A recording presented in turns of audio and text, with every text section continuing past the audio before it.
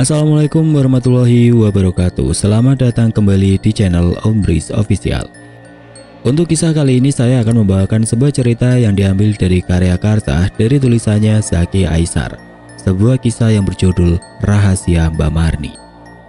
Sebelum kita lanjut ke ceritanya, tekan dulu tombol like video ini dan jangan lupa tekan juga tombol subscribe channel ini. Nyalakan juga lonceng notifikasinya agar tidak ketinggalan cerita-cerita lainnya dari channel ini. Dan buat teman-teman yang pengen membaca langsung ceritanya, nanti silahkan saja kunjungi linknya yang nanti akan saya sertakan di kolom deskripsi. Dan seperti apa untuk kisah kali ini? Langsung saja kita masuk ke ceritanya.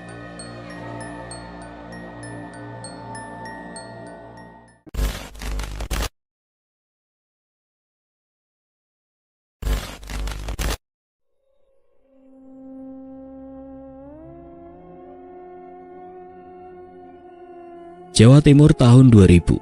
Sepasang bola mata berwarna abu-abu menatap tajam ke atap kamar. Kantong mata kendur nampak menggantung di bawah matanya. Raut wajahnya penuh keriput dimakan usia, tidak dihiraukannya para manusia yang berdiri melingkar di samping ranjangnya. Rambut panjangnya memutih, sesekali dibelai oleh perempuan parubaya yang terus-menerus menangis di sampingnya. Jari jemari yang kurus-kurus keriput diusap-usap oleh seorang bapak berusia 40 tahunan dengan lembut. Sesekali bapak itu mendekat dan membisikkan doa-doa dari potongan ayat suci ke telinganya. Namun apapun yang dia dengar dan rasakan sepertinya tidak membuatnya bergeming. Dia masih terbaring mematung dengan mata terbelalak menatap ke atas. Tubuhnya kurus, seperti hanya tulang belulang yang berbalut kulit tanpa daging. Sesekali bibirnya bergetar entah mengucapkan apa. Di luar kamar, terdengar paduan suara tinggi rendah melantunkan ayat suci yang dibacakan secara bersama-sama. Terlihat banyak orang duduk bersila memenuhi ruang tamu rumah besar itu.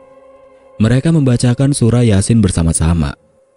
Malam itu terhitung sudah lebih dari 5 bulan Mbah Marni tergolek lemah di kasurnya. Padahal sebelumnya beliau adalah wanita tua yang sehat dan hampir tidak pernah mengalami sakit sepanjang hidupnya. Namun, suatu malam sekitar 6 bulan yang lalu, Mbah Marni tiba-tiba ditemukan kaku di kamarnya. Matanya terbelalak dan mulutnya menganga. Entah dia menderita sakit apa, karena setiap dokter yang didatangi selalu mengatakan bahwa beliau sehat-sehat saja. Hasil medical check up pun bagus. Mulai dari darah hingga hasil radiologi pun tidak diketemukan sesuatu yang janggal. Keluarga Mbah Marni terkenal kaya raya. Mereka memiliki peternakan sapi besar dan juga sawah yang membentang luas. Sehingga berapapun biaya pengobatan Mbah Marni tidak jadi soal bagi keluarganya. Sudah tidak terhitung dokter, tabib, hingga pakar pengobatan alternatif didatangi. Namun hasil yang baik bagi Mbah Marni tidak kunjung mereka dapati. Mbah Marni 2 kali menikah. Dari suami pertamanya Agus, dia mempunyai 2 orang anak, yaitu Darman dan Ningsi. Setelah Agus meninggal pada akhir tahun 1965, Mbah Marni menikah lagi dengan duda anak 3 yang juga teman baik Agus yang bernama Hartoyo. Hartoyo mempunyai 3 anak dari istri pertamanya yang telah meninggal saat melahirkan anak ketiganya. Ketiga anak Hartoyo bernama Prapto, Narto, dan Parwoto. Hartoyo juga mempunyai seorang anak laki-laki dengan Mbah Marni bernama Baskoro. Sayangnya Hartoyo dan ketiga anaknya telah meninggal beberapa tahun yang lalu. Sedangkan Baskoro anaknya dengan Mbah Marni sekarang merantau ke Sumatera. Mbah Marni kini dirawat oleh kedua anak dari suami pertamanya, yaitu Darman dan Ningsi. Setelah usaha mereka membawa Mbah Marni ke pakar pengobatan nihil, Darman menduga mungkin saja sakit yang diderita Mbah Marni akibat oleh ilmu sihir. Sehingga Darman mengundang kiai dan jamaah masjid di kampungnya membacakan Yasin untuk kesembuhan Mbah Marni. Darman berharap bacaan Yasin dapat meringankan sakit Mbah Marni jika memang sakit itu diakibatkan oleh ilmu sihir. Sebenarnya sebagian perasaan Darman sudah pasrah jika Mbah Marni pada akhirnya harus meninggal dunia.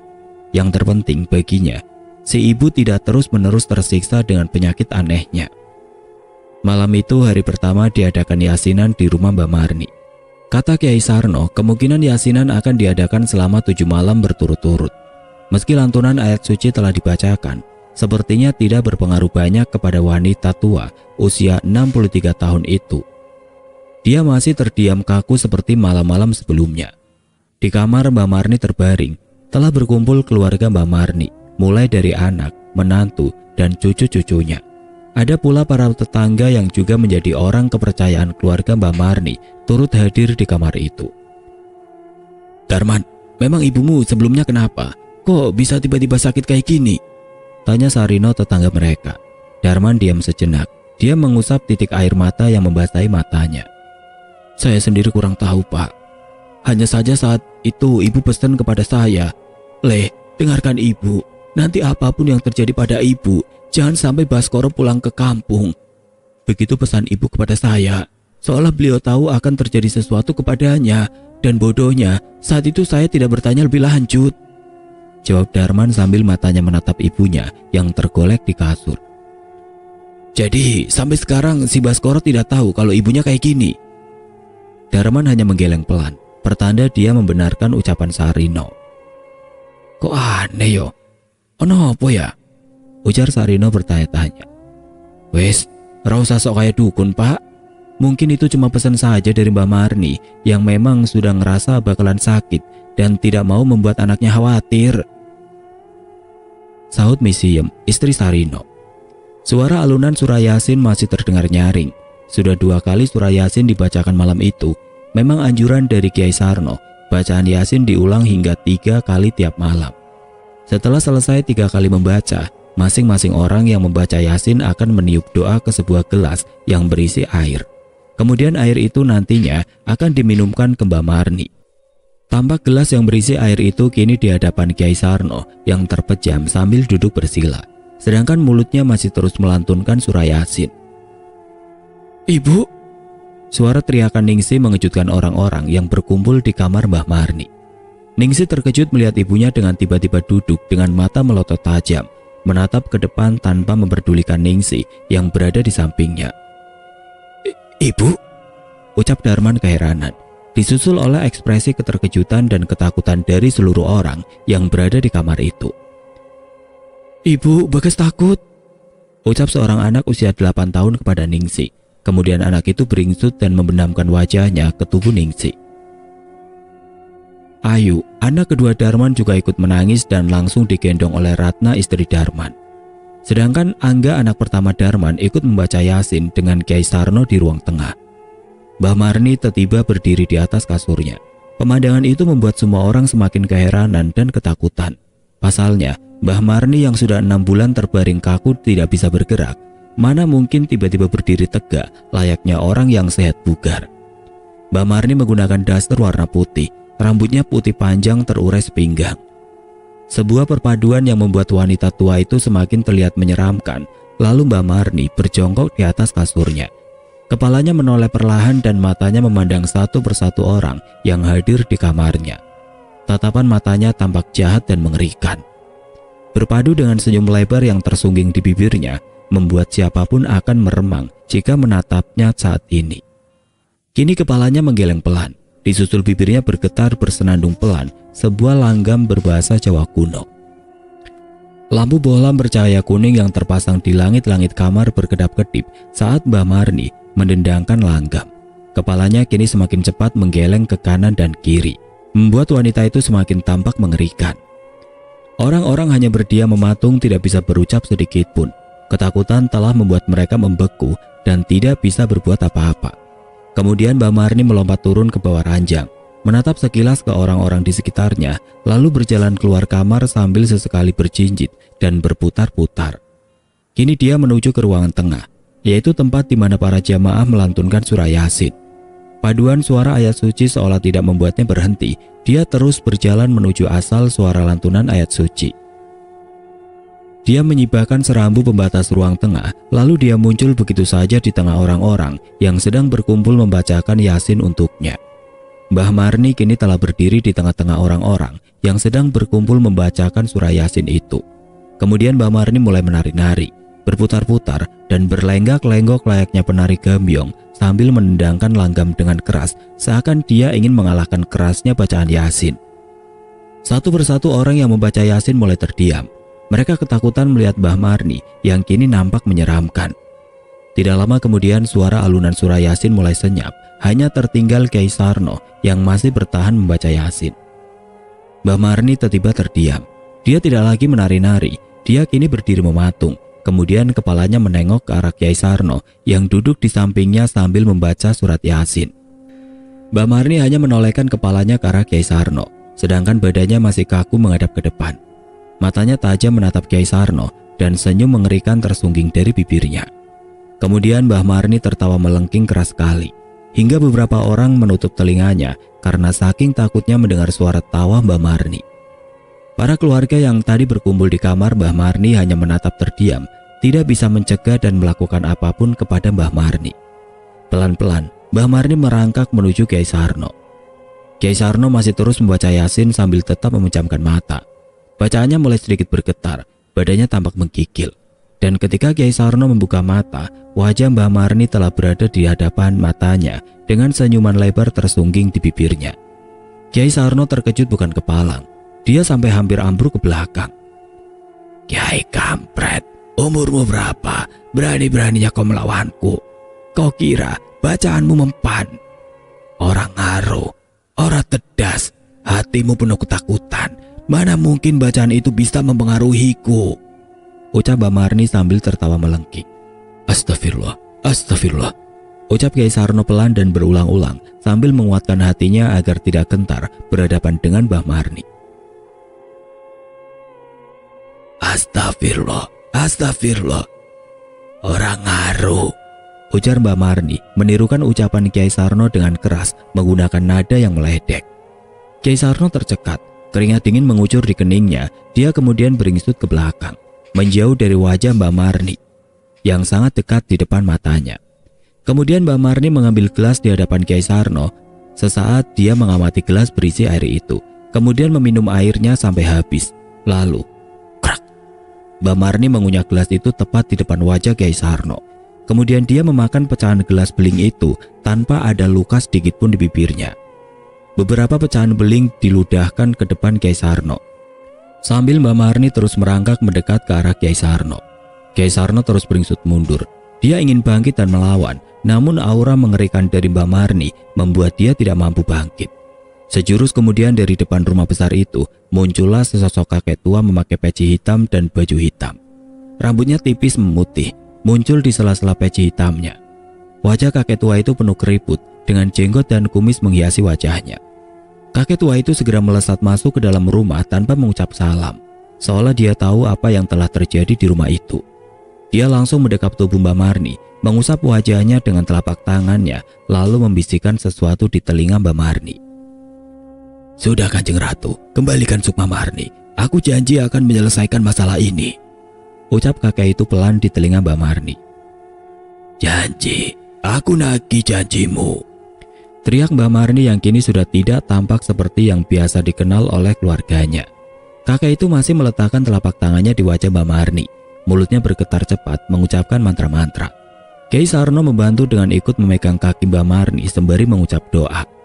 Mbah Marni masih meronta dan hampir mengempaskan kedua orang lelaki itu. Kakek tua masih terus mencoba menenangkan Mbah Marni. Terlihat keringat mulai membasahi keningnya. Jenggot dan kumisnya naik turun seiring bibirnya semakin cepat mengucap doa dan mantra. Lalu perlahan wajah Mbah Marni mulai tenang. Sorot matanya tidak lagi tajam.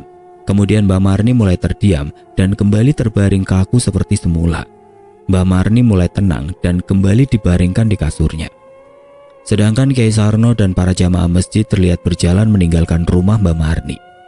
Suara kasakusuk masih sayup terdengar ketika mereka berjalan meninggalkan halaman rumah Mbah Marni. "Tadi ibu saya kenapa, Mbah?" tanya Darman kepada kakek tua yang datang secara misterius.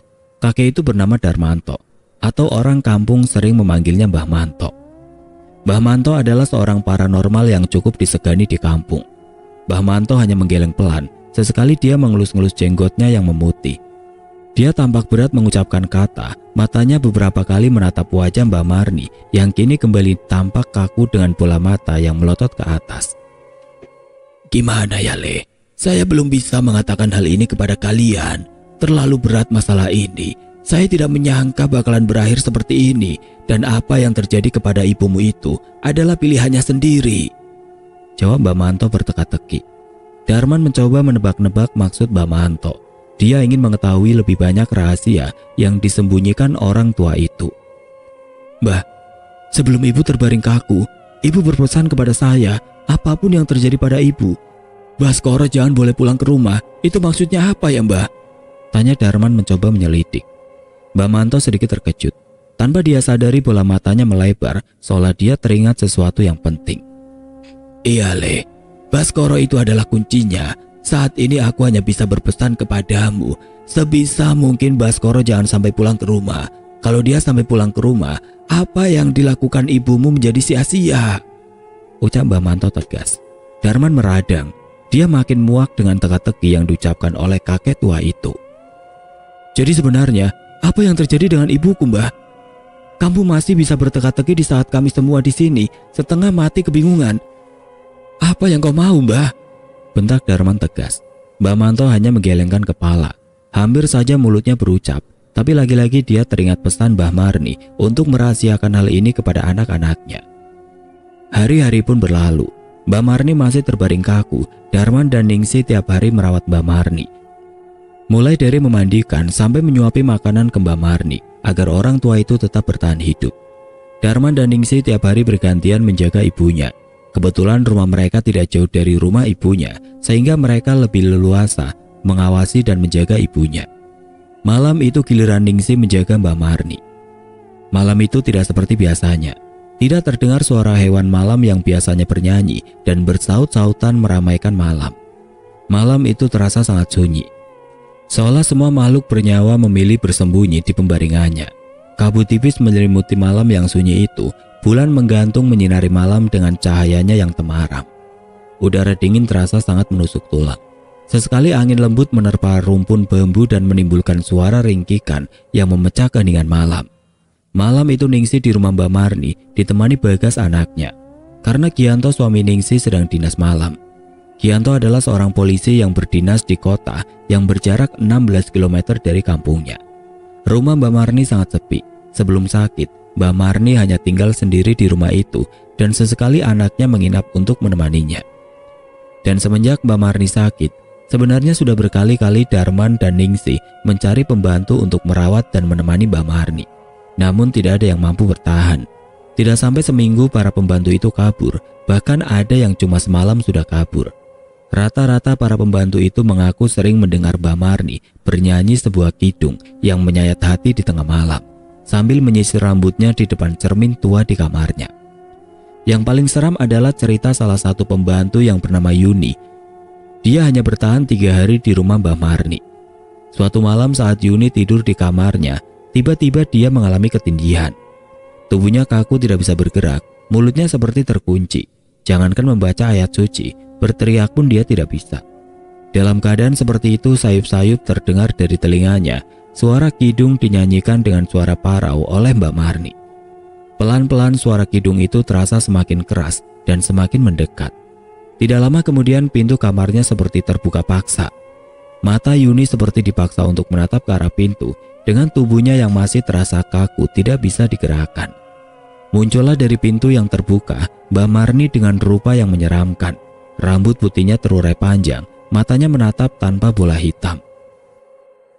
Yuni hanya terdiam tanpa bisa berbuat apa-apa. Dia hanya pasrah sambil terus menyaksikan pemandangan yang mengerikan. Dan kemudian Mbak Marni berjalan pelan, lalu duduk di ujung kasur Yuni. Dia masih bergumam menyanyikan kidung yang menyayat hati. Kini perlahan nenek tua itu merangkak menuju wajah Yuni.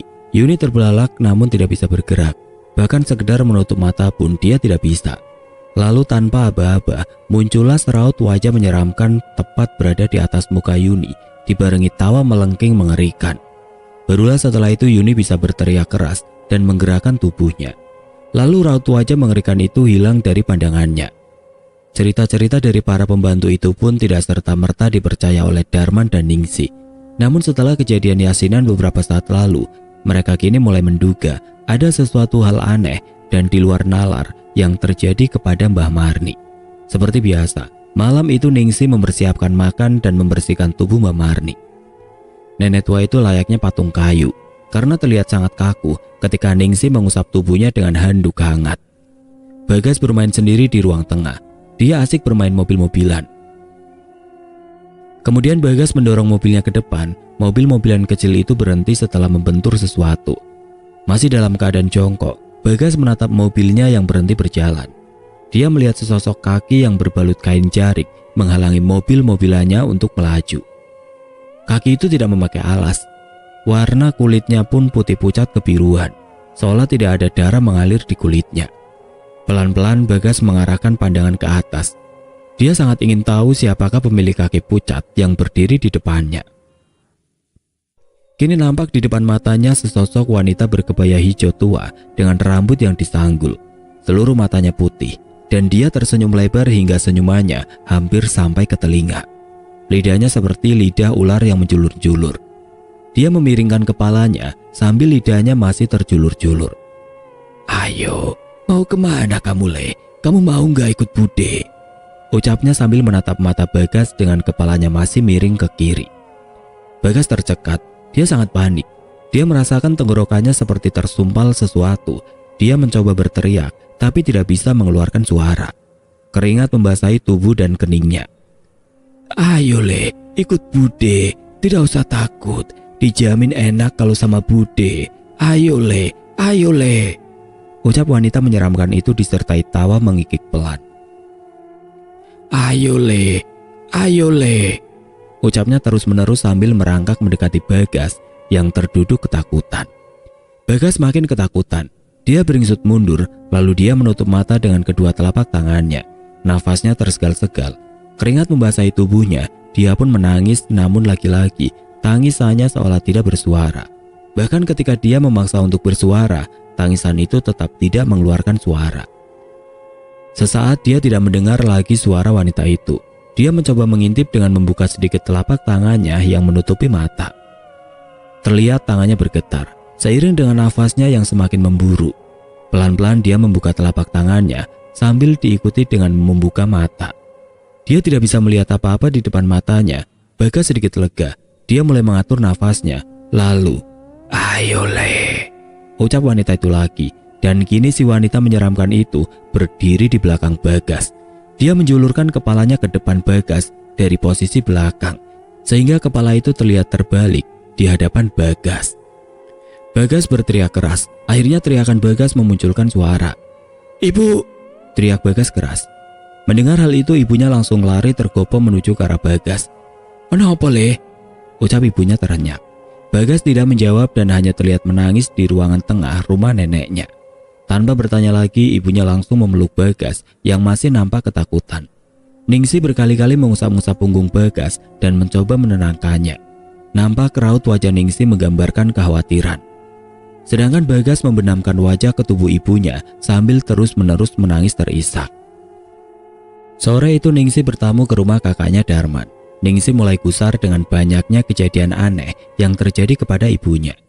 "Mas, kayaknya kita harus cari tahu tentang apa yang sebenarnya terjadi kepada ibu. Ini jelas ada sesuatu hal aneh yang ditutupi oleh ibu," ucap Ningsi mulai berbicara dengan wajah penuh kekhawatiran.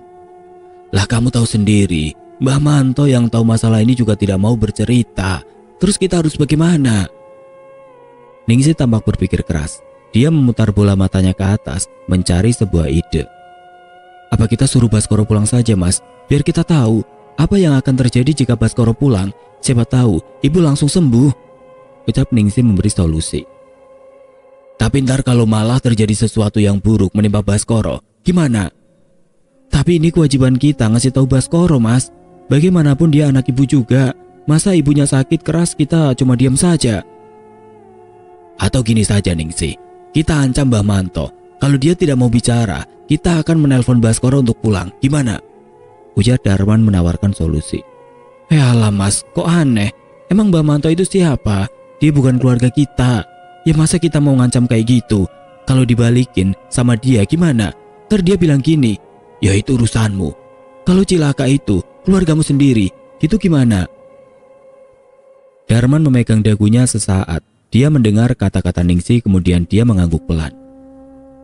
"Tapi aku melihat ada gelagat aneh dari Mbah Manto saat dia mendengar nama Baskoro disebut. Jadi aku mau coba dulu Ningsi. Siapa tahu ada sesuatu yang besar yang disembunyikan oleh Mbah Manto." "Ya wis Mas, manut. Malam ini giliran sampean kan jagain ibu. Jadi besok aja Mas Darman temui Mbak Manto, tutup Ningsih mengakhiri percakapan. Malam itu Darman menginap di rumah ibunya. Sampai malam tiba tidak ada hal janggal menimpanya. Mbah Marni masih terdiam kaku dengan mata terbelalak dan mulut yang menganga. Darman telah menyelesaikan tugasnya, mulai dari membersihkan tubuh ibunya sampai menyuapinya makanan. Darman menatap sekilas wajah ibunya sebelum dia keluar kamar untuk tidur di ruang tamu. Awalnya dia ingin tidur di kamar ibunya, tapi Darman sadar kebiasaannya yang tidur ngorok takut mengganggu ibunya. Darman berdiri di depan pintu kamar ibunya, kemudian dia perlahan membalikkan badan untuk berjalan ke arah ruang tamu. Namun sebelum dia beranjak, dia melihat dari ujung matanya sesosok tubuh berbalut daster putih duduk di depan cermin. Darman berhenti berjalan. Dia langsung menoleh kembali ke arah kamar ibunya. Tidak nampak apapun di depan cermin. Yang terlihat hanya tubuh kaku ibunya terbaring di ranjang. Mungkin aku cuma berhayal. Darman membalikkan badan dan ingin segera berjalan ke arah ruang tamu. Namun lagi-lagi sesuatu yang aneh dia tangkap dari ujung matanya. Kini dari ujung matanya nampak seseorang berbaju putih berdiri di dalam kamar ibunya. Apalagi ini? Kemudian Darman menoleh kembali dan dia terkejut melihat ibunya yang berdiri kaku dengan mata melotot dan mulut menganga menatapnya. Ibu? Ucap Darman terbata-bata. Sepersekian detik Darman berdiri kaku tidak percaya memandang ibunya yang berdiri tegak dengan mata melotot dan mulut menganga menatapnya. Darman mengucek mata ingin memastikan apa yang dilihatnya adalah benar. Selesai dia mengucek mata, kini yang dia lihat sungguh berbeda. Dia melihat ibunya masih berbaring di ranjangnya. Perasaan tadi aku melihat ibu berdiri dan sekarang, sudahlah. Berarti benar kata Ningsih, aku harus segera bertindak. Pagi-pagi buta Darman bergegas berjalan menuju rumah Mbah Manto. Lingkaran hitam tampak menghiasi mata Darman, menandakan dia tidak bisa tidur semalaman. Tidak lama kemudian Darman sampai di rumah Mbah Manto. Rumah Mbah Manto terbuat dari kayu jati dengan halaman rumah yang luas. 2 pohon sawo besar berdiri kokoh di halaman rumah Mbah Manto, membuat halaman rumah itu terlihat sejuk. Darman segera berlari menuju rumah Mbah Manto. Sampai di depan pintu, Darman segera mengetuk pintu kayu rumah Mbah Manto. Kula nuwun, Assalamualaikum, ucap Darman sambil mengetuk pintu. Waalaikumsalam, jawab suara dari dalam rumah. Tidak lama kemudian Mbah Manto keluar dari rumahnya. Ketika dia membuka pintu, dia sedikit terkejut melihat Darman berdiri di depan pintu. Memang Mbah Manto tinggal sendiri di rumah itu. Mbah Manto tidak pernah menikah. Dia hidup sebatang kara di rumah itu. Loh, Darman, ada apa pagi-pagi kesini nak? Mbah, ini sudah gawat. Ibu dari hari ke hari semakin aneh. Sudah Mbah bicara saja, apa yang sebenarnya terjadi? Kalau Mbah tidak mau bicara, maka aku akan menyuruh Baskoro pulang. Aku tidak peduli lagi Mbah, balas Darman tegas tanpa banyak basa-basi. Tepat seperti yang dia duga, raut wajah Mbah Manto langsung berubah ketika nama Baskoro disebut. Mbah Manto tampak khawatir dan panik. Mbah Manto terdiam. Dia tampak berpikir tenang langkah apa yang harus diambil kali ini. Sesekali dia menatap wajah Darman yang nampak sangat kelelahan dan penuh kesedihan. Mbah Manto merasa pasti Darman sangat terpukul dan merasakan kesedihan yang luar biasa dengan apa yang terjadi kepada ibunya. Iya Le, Mbah akan cerita. Tapi jangan sampai kamu ceritakan ini ke banyak orang, terutama Baskoro. Aku tidak mau anak itu tahu masalah ini. Ayo masuk Le, Mbah akan menceritakan semuanya kepadamu, ucap Mbah Manto sambil mempersilahkan Darman masuk. Setelah masuk rumah, Darman mengedarkan pandangannya untuk melihat-lihat rumah Mbah Manto. Kemudian dia duduk di kursi rotan di tengah ruangan. Mbah Manto masuk ke dalam sebuah ruangan di dalam rumahnya, kemudian kembali lagi dengan membawa 2 gelas kopi.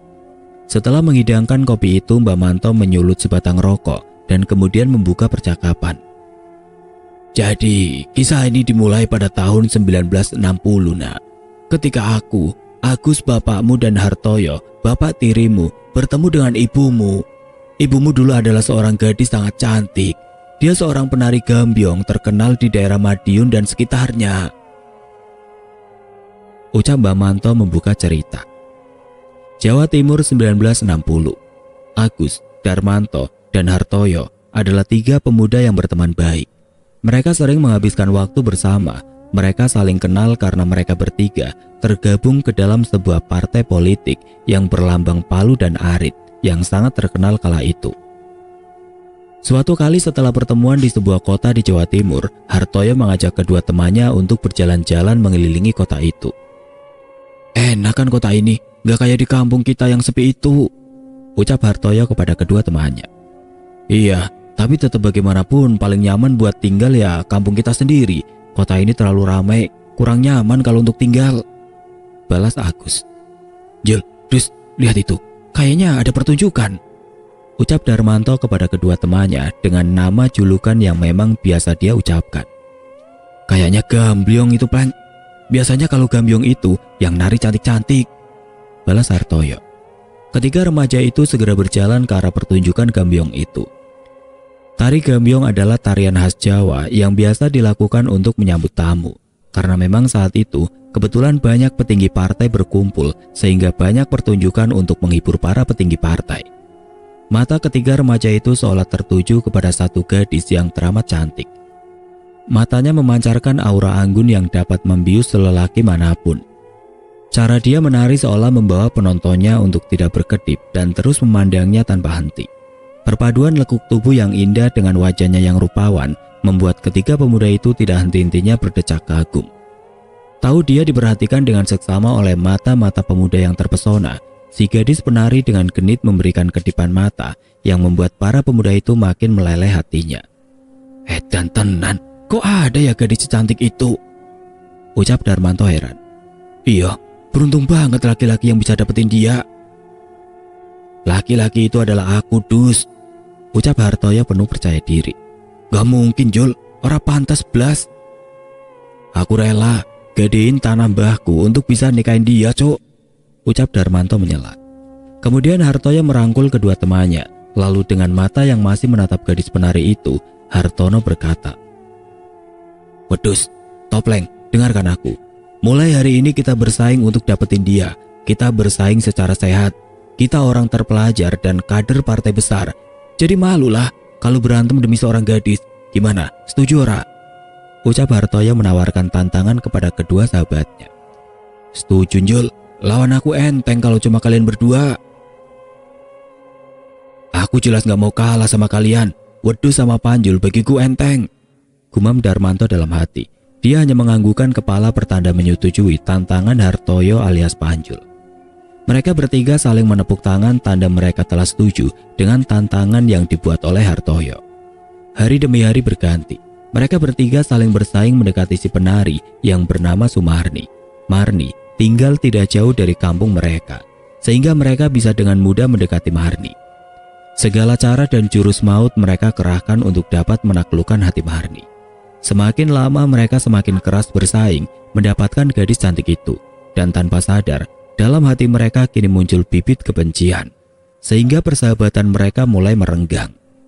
Seiring waktu berlalu ternyata Marni lebih cenderung menyukai Agus. Hubungan mereka pun semakin dekat sehingga membuat Darmanto dan Hartoyo mulai terpinggirkan.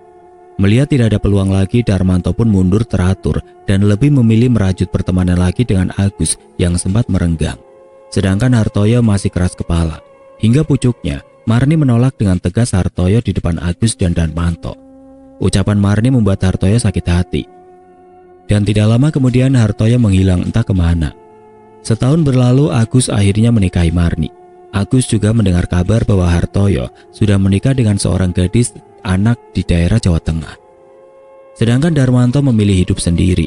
Dalam hatinya dia tidak bisa menduakan cintanya kepada Marni, meskipun cinta itu bertepuk sebelah tangan.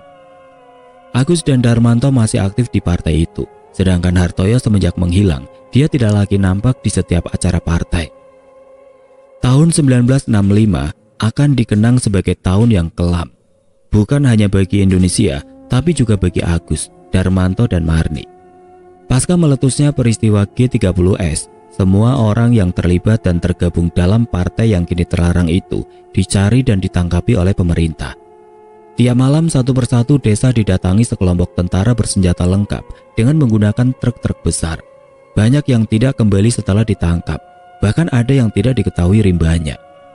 Malam itu malam yang menegangkan bagi Agus. Berkali-kali matanya menatap dari balik rumahnya yang terbuat dari anyaman bambu. Keringat membasahi keningnya, nafasnya memburu. Nampak Marni ikut panik sambil menggendong Ningsi, anak keduanya yang masih kecil. Sedangkan Darman tampak ketakutan memeluk kaki ibunya. "Piye Pak, apa lebih baik kita kabur saja?" ucap Marni dengan wajah panik. "Mau kabur kemana, Dek? Tiap malam seluruh desa didatangi tentara. Kalau kita kabur, malah kita kena operasi jam malam. Yang penting ketika kita diinterogasi, kita tetap tenang dan diam saja, Dek. Aku yakin warga lainnya tidak akan mengatakan kalau aku ini salah satu kader partai," ucap Agus mencoba menenangkan Marni. Tidak lama berselang sorot lampu terang dari sebuah truk besar menembus celah dinding bambu rumah Agus. Suara gemertakan roda truk yang menggilas tanah berbatu membuat malam sunyi itu semakin terasa mencekam. Agus kembali mendekatkan matanya ke celah dinding bambu rumahnya. Sesekali wajahnya tersorot cahaya lampu truk, sehingga terlihat keringat yang membasahi keningnya. Suara derap langkah sepatu terdengar menuruni truk, disusul suara komando tegas dari seseorang bersuara lantang memecah kesunyian malam. Suara para tentara itu membuat seluruh bulu kuduk Agus merinding. Darahnya juga ikut berdesir. Agus menyadari dengan wajah yang ketakutan seperti ini, maka para tentara itu akan dengan mudah mencurigainya. Tidak lama kemudian 2 kali letusan senjata di udara memecahkan kesunyian malam. Dengkul-dengkul para warga melemah seketika saat mereka mendengar suara letusan senjata yang begitu keras. "Keluar! Semua laki-laki dewasa keluar, atau kalian akan kami seret keluar," ucap suara keras yang membahana di malam yang sunyi. Agus menarik nafas dalam, mencoba menenangkan dirinya. Kemudian dia berdiri dan menatap sejenak Marni yang masih tampak ketakutan di belakangnya. "Dek, Mas pamit dulu. Doakan Mas ya, Dek. Mudah-mudahan Mas selamat malam ini. Aku yakin, asal kita tenang dan tidak mencurigakan, kita akan selamat," ucap Agus sembari mengecup kening Marni. Kemudian dia mengecup kening Ningsi yang saat itu terlelap di gendongan ibunya. Agus mendekati Darman yang saat itu masih berusia 2 tahun. Agus mengusap-ngusap rambut Darman kemudian mencium keningnya. Terlihat Marni tidak henti-hentinya menangis. Dia tidak ingin melepas suaminya. Namun jika dia menahan Agus, itu tetap tidak ada gunanya karena para tentara itu pasti akan mendatanginya dan malah akan mencurigainya. Agus menatap sekilas wajah istri dan anak-anaknya. Kemudian dia membuka pintu dan menghilang saat pintu kayu itu ditutup kembali olehnya. Marni merasakan sesuatu yang buruk akan terjadi kepada suaminya. Namun dia tidak bisa berbuat apa-apa lagi saat ini, selain terus berdoa dan berharap keselamatan menyertai suaminya. Sampai di sebuah tanah lapang berkumpullah para pria dengan todongan senjata para tentara. Satu persatu warga dipanggil, satu persatu warga berjalan menuju sebuah tempat gelap. Di sana mereka bertemu seseorang yang akan menentukan warga itu dibawa atau dikembalikan ke rumahnya. Agus merasakan tubuhnya bergetar hebat. Apalagi tidak lama sebelumnya, ada warga yang ditembak karena mencoba kabur. Suara tembakan itu membuat beberapa pria lain sampai terkencing-kencing karena ketakutan. Udara malam itu begitu dingin, bahkan sampai terlihat kabut tipis menyelimuti desa. Namun udara sedingin itu masih membuat para pria pesakitan yang menunggu nasib hidupnya bercucuran keringat. Kini tiba giliran Agus. Agus terkejut bukan main ketika sebuah besi dingin menempel di belakang kepalanya. "Berdiri!" bentak pria yang menempelkan senjata di kepala Agus. "Ayo, jalan!" ucap pria itu lagi dengan sangat tegas. Perjalanan itu adalah perjalanan paling mengerikan bagi Agus. Sesekali dia melihat orang-orang lain yang duduk lemas dengan wajah pucat, menunggu nasib seperti dirinya. Agus dibawa ke sebuah tempat yang tidak jauh dari tempatnya berkumpul. Tampak dari matanya 2 orang di kegelapan malam dengan bara rokok yang menyala kecil seperti titik merah di gelapnya malam. Agus didudukan di depan 2 orang itu. Agus tidak berani menatap wajah keduanya, lalu sebuah senter terang disorotkan ke wajah Agus oleh tentara yang tadi membawanya. "Gimana, angkut atau pulang?" ucap salah satu orang di depan Agus duduk. Orang yang ditanya tidak lekas menjawab. Dia mendekatkan wajahnya ke depan Agus, hingga wajah orang itu ikut tersorot cahaya senter. Agus terbelalak melihat terseraut wajah di depan mukanya. Itu wajah yang sangat dia kenal. Itu wajah teman baiknya Hartoyo. "Hartoyo?" ucap Agus berbisik. Hartoyo hanya diam seolah tidak mengenalnya. Wajahnya masih penuh kemarahan. Agus masih berharap Hartoyo menyelamatkannya. Wajah Agus memelas seolah memohon pertolongan kepada Hartoyo. "Gimana? Angkut atau pulang?" ucap pria itu lagi dengan nada sedikit keras. "Buruan, ini sudah semakin larut malam." tambah pria yang memegang senter. Wajah Hartoyo nampak geram, sedangkan Agus terus-menerus menampakkan wajah memelas. Angkut dia, ucap Hartoyo tegas, disusul raut muka terkejut dan tidak percaya dari Agus. Suara mesin truk menderu memecah kesunyian malam, membawa jiwa-jiwa yang sedari tadi gusar menemui ajal. Para manusia-manusia malang ditutup matanya berdesakan dalam bak truk yang penuh muatan. Ada yang memanjatkan doa, ada pula yang menangis terisak. Agus dari tadi masih tidak habis pikir bagaimana bisa Hartoyo begitu tega kepadanya, seolah pertemanan mereka selama ini tiada guna. Dia tidak menyangka kecemburuan membuatnya gelap mata, hingga akhirnya mengorbankan pertemanan yang telah dibina sejak lama. Truk itu masih melaju di kegelapan malam. Malam saat itu begitu sunyi. Hanya suara roda yang bergemertakan menggilas tanah bebatu yang terdengar malam itu. Sekitar sejam berlalu truk berhenti. Disusul suara pintu depan yang dibanting menandakan para tentara turun dari kendaraannya. Terdengar pula suara beberapa orang melompat turun dari bak truk. Lagi-lagi ujung besi dingin menempel di kepala Agus. Dinginnya besi seolah membuat tubuh Agus langsung membeku. Matanya masih tertutup kain sehingga Agus tidak bisa menerka sekarang dia ada di mana. Ayo jalan.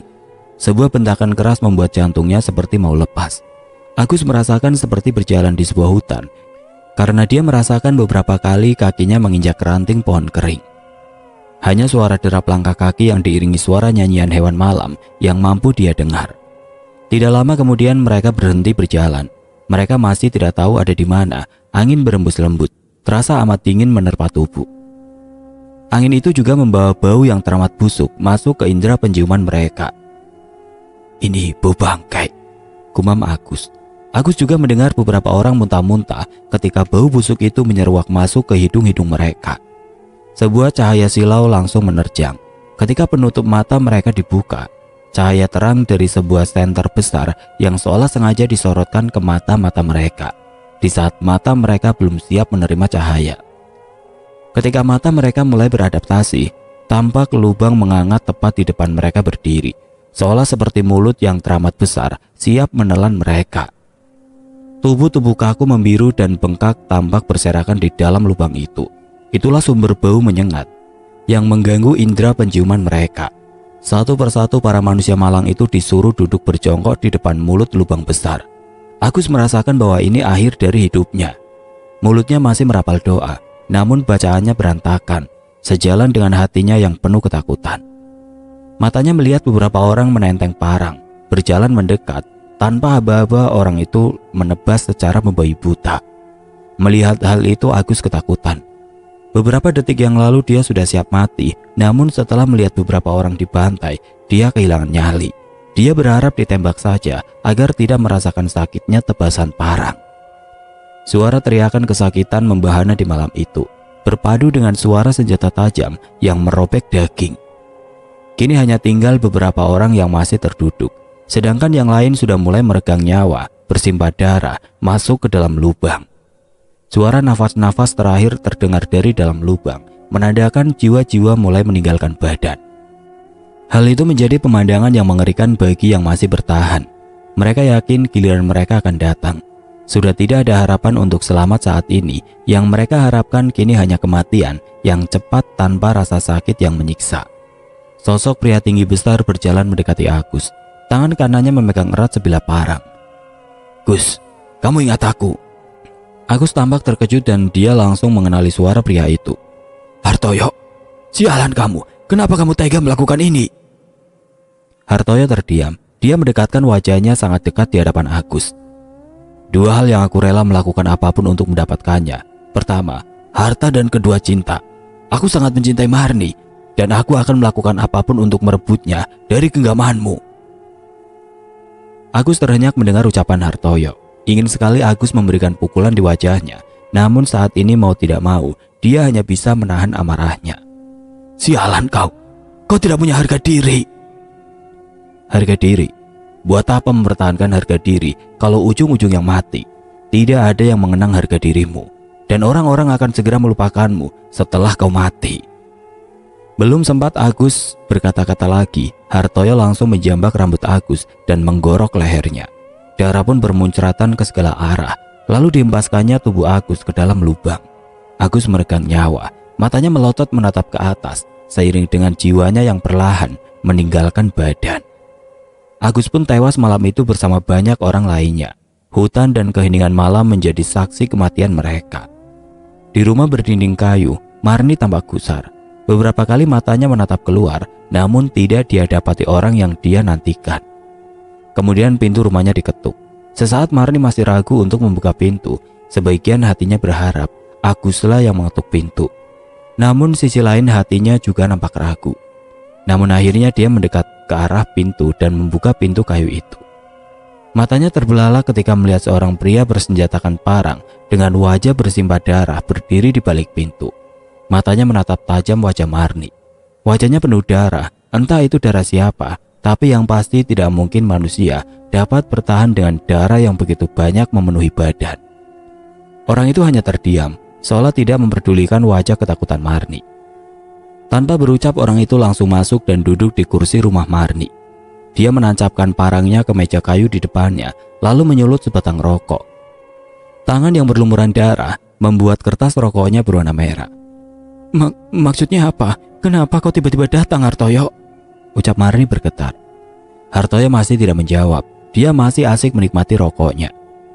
Kenapa kau diam? Apa maksudnya ini? Apa-apaan dengan darah itu? Hartoyo mengembuskan asap rokoknya di udara. Dia terkekeh pelan hingga membuat asap rokok mengepul keluar dari sela bibirnya saat dia tertawa. Suamimu sudah mati.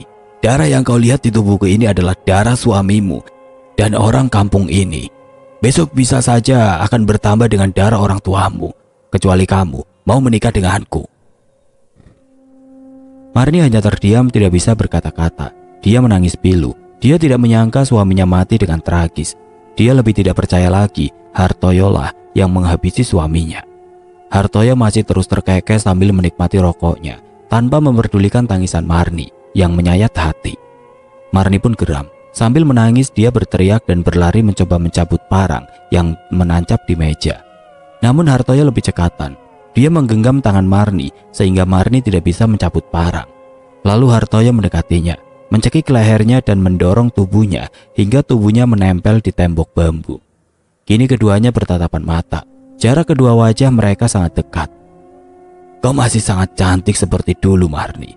Lelaki mana yang tidak tergila-gila dengan pesonamu? Ucap Hartoyo sambil mengelus wajah Marni dengan tangannya yang berlumuran darah. Darah pun kini nampak membasahi wajah Marni. Marni ketakutan, dadanya naik turun dengan nafas memburu. Bunuh saja aku tidak sudi menikah denganmu. Berarti kau memilih orang tuamu mati. Aku bisa saja memasukkan mereka sebagai daftar orang yang dicari. Marni hanya terdiam, dia sangat ketakutan. Sejurus kemudian Hartoyo melepaskan cekikannya, lalu keluar dari rumah dengan tawa yang masih membahana. Sejak saat itu mau tidak mau Marni menerima pinangan Hartoyo. Hartoyo menduda setelah istrinya meninggal ketika melahirkan anak ketiga. Meskipun tidak ada rasa cinta, Marni terpaksa menikah dengan Hartoyo demi keselamatan kedua orang tuanya. Setelah menikah, Hartoyo dan Marni tinggal di rumah Agus. Hartoyo menjadi seorang PNS di kehutanan karena jasanya ikut memberantas pengikut partai terlarang. Sedangkan Marni mengurus rumah dan kelima anak. Ternyata Hartoyo adalah pribadi yang temperamen dan kasar. Dia sering memukuli Marni ketika sang istri tidak melakukan apa yang dia ingin. Wajah dan tubuh Marni sampai lebam-lebam karena dipukuli oleh Hartoyo. Bahkan anak-anak Marni juga menjadi sasaran kemarahan Hartoyo. Suatu hari ketika Marni pergi ke pasar, dia tidak sengaja bertemu seseorang yang tidak asing. Seolah takdir sedang menjalankan skenario-nya, orang itu adalah Darmanto. Darmanto selamat dari penculikan karena dia berpindah-pindah tempat tinggal. Statusnya yang lajang membuat geraknya lebih leluasa. Pertemuan itu bukanlah pertemuan biasa. Itulah awal dari semua malapetaka yang akan terjadi di antara mereka. Marni menceritakan segala tentang Agus kepada Darmanto. Darmanto nampak sangat kesal mendengar kabar kematian temannya. Apalagi kematian Agus karena pengkhianatan Hartoyo. Darmanto juga melihat wajah Marni masih terlihat membiru dan lebam karena pukulan-pukulan Darmanto yang masih menyimpan rasa cinta kepada Marni pun ikut geram melihat keadaan Marni. Hari demi hari Marni dan Darmanto semakin dekat. Seolah Darmanto adalah oase di tengah gurun rumah tangganya dengan Hartoyo yang tidak terbangun dengan pondasi cinta. Dari pertemuan biasa mulailah tumbuh bibit cinta. Darmanto memang sangat mencintai Marni. Perasaan yang telah lama dia pendam, kini dia luapkan. Sedangkan bagi Marni, kehadiran Darmanto mampu mengobati rasa sakit di hatinya. Darmanto seperti teman yang siap mendengarkan setiap keluhannya. Puncaknya, suatu hari Hartoyo kalah berjudi. Dia melampiaskan kekesalannya dengan memukuli Marni. Darman mencoba membantu ibunya, tapi tubuh kecilnya tidak sanggup mengalahkan Hartoyo yang memang terkenal sebagai jawara. Marni dan Darman diajar habis-habisan sore itu. Untung anak tertua Hartoyo mampu meredam emosi ayahnya sehingga Hartoyo tidak berbuat lebih jauh lagi.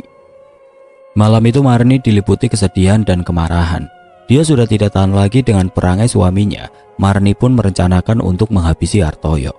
Marni bertemu lagi dengan Darmanto dan menceritakan masalahnya karena dia sudah tidak tahan dengan kebengisan Hartoyo. Suatu hari Hartoyo ditugaskan untuk mendata pohon di tengah hutan. Sebelum pohon-pohon itu ditebang, Hartoyo ditugaskan untuk menandai mana yang layak tebang, mana yang tidak boleh ditebang. Pekerjaan itu mengharuskan Hartoyo menginap di tengah hutan. Hal itu dimanfaatkan Marni untuk menemui Darmanto. Marni mengutarakan segala keluh kesahnya kepada Darmanto. Marni juga mengungkapkan bahwa dia sangat ingin menghabisi Hartoyo. Darmanto sadar bahwa temannya itu jago berkelahi, jadi akan sia-sia jika dia menantangnya duel. "Apa kita santet saja si Hartoyo itu?" ujar Darmanto memberi solusi kepada Marni. Marni hanya terdiam. Dia tidak bisa memutuskan, namun dia sudah tidak sanggup lagi terus-menerus hidup bersama orang yang sangat kejam. "Memangnya kamu punya kenalan dukun yang bisa menyantet dia? Karena setauku dia juga punya pegangan." "Tenang, Duk. Aku punya kenalan dukun sakti. Dia adalah guruku. Aku yakin sekuat apapun Hartoyo, dia pasti modar kalau berhadapan dengan guruku." Tanpa membuang waktu, keduanya langsung menemui dukun itu. Tidak seperti bayangan Marni, rumah si dukun tampak bagus dan mewah pada masa itu. Tidak tampak seperti rumah dukun kebanyakan yang berada di dalam hutan atau di kaki gunung. Rumah dukun itu berada di tengah kampung dengan bangunan yang besar dan paling mewah di kampung itu. Mobil-mobil terparkir di halaman rumah si dukun, menandakan tamunya bukan orang sembarangan. "Santet. Rugi, Duk, kamu menyantet laki-laki kayak gitu. Mending jadiin dia tumbal pesugihan," kata dukun itu yang bernama Eyang Widarto sambil melintir kumisnya yang tebal. "Tumbal, Mbah?" Marni tampak tidak mengerti. "Ya, tumbal pesugihan Blorong atau Ratu Ular. Kamu hanya perlu siapkan mental untuk menjalani ritual, karena kamu akan bertapa semalaman di gua yang nanti bakal aku tunjukkan. Dan setelah itu, suamimu modar dan kamu kaya raya," ucap Eyang Widarto sambil mengisyaratkan jari menggesek lehernya. Marni dan Darmanto saling bertatap muka. "Gimana, Dar?" tanya Marni meminta saran. Darmanto hanya mengangguk tanda menyetujui saran dari gurunya. "Jadi orang jangan penuh keraguan. Kalau siap ya jalan, kalau nggak berani mending pulang. Urusan sama setan itu bukan main-main, Duk," ucap Eyang Widarto sambil menatap tajam wajah Marni. Marni berpikir sejenak lalu dia menatap wajah Eyang Widarto. "Baiklah, Mbah, saya siap. Saya siap menjalankan ritual pesugihan asalkan suami saya yang menjadi tumbal." "Bagus. Nah gitu. Kalau kau minta ke Tuhan, belum tentu bakalan dikasih kekayaan. Ibadah jengkang-jengking sampai jidat gosong. Yo, pangga miskin. Mending minta ke setan. Lah yo ngono to, Dar," ucap Eyang Widarto sambil tertawa menatap ke arah Darmanto. Marni pun langsung melakukan ritual malam itu. Dia bersemedi dalam gua yang gelap dan menyeramkan. Tidak dipedulikannya rasa takut karena tekadnya untuk membunuh Hartoyo jauh lebih kuat. Di dalam gua dia sempat didatangi sosok ular besar yang menggeliat mengerikan di depan matanya. Ular itu hanya nampak menguji kesungguhan Marni. Marni tetap tegar tanpa rasa takut hingga akhirnya menjelang pagi dinyatakan bahwa ritualnya telah diterima. "Jadi apa yang jadi hajatmu telah diterima Nyi Ratu. Nanti setelah tumbal diambil Nyi Ratu, harta yang besar akan kau dapatkan." Marni hanya mengangguk. Baginya, harta adalah nomor 2, yang paling penting adalah kematian suaminya. Selesai ritual, Marni dan Darmanto pulang ke rumah masing-masing. Berhari-hari Marni resah, menunggu Hartoyo mati menjadi tumbal. Hingga suatu hari Hartoyo tiba-tiba terbaring kaku, dengan mata melotot ke atas dan mulut menganga lebar. Tubuhnya seperti kayu kering, tapi dia belum mati. Hal itu belum memuaskan Marni, karena yang dia inginkan adalah kematian Hartoyo. Jika sakit begini, justru Marnilah yang repot. Marni bertemu lagi dengan Darmanto untuk menjelaskan kondisi Hartoyo. Mereka berdua akhirnya menanyakan hal itu kepada Eyang Widarto. Oh, itu karena kekuatan Kodam Hartoyo. Kodam itu masih mencoba mempertahankan tuannya, tapi aku jamin tidak sampai 2 bulan dia bakalan mati, ucap Eyang Widarto menjelaskan. Hartoyo yang tergolek lemah tidak berdaya membuat Marni sedikit lega. Dia kini bisa leluasa bertemu dengan Darmanto. Mereka berdua semakin akrab dan mulai terbuai oleh cinta. Si pria memendam cinta, sedangkan si wanita butuh belayan kasih sayang, sehingga akhirnya perpaduan kedua perasaan itu dituntaskan di atas ranjang. Tentunya nikmat dosa tidak akan dilakukan sekali. Berkali-kali mereka bercinta hingga Marni merasakan tubuhnya berbeda. Marni pun hamil benih dari Darmanto. 2 bulan kemudian Hartoyo meninggal. Hartoyo meninggal saat Marni hamil muda. Hal itu tidak membuat keluarga mereka curiga. Malah Marni mendapat simpati dari keluarganya karena mereka menyangka Marni mengandung benih Hartoyo. Setelah lahir, anak itu diberi nama Baskoro. Semua orang menyangka Baskoro adalah anak Hartoyo. Setelah kematian Hartoyo, Marni mendapatkan banyak harta. Sawahnya di mana-mana. Dia juga mempunyai peternakan besar.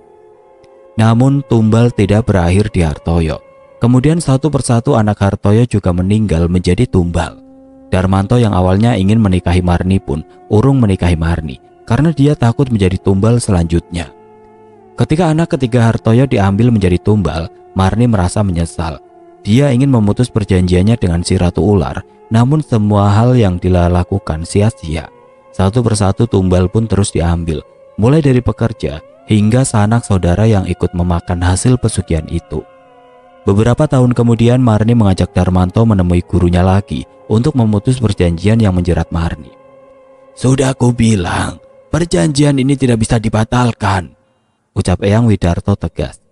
Mohon Mbah, coba lagi berkomunikasi, siapa tahu Nyi Blorong berubah pikiran.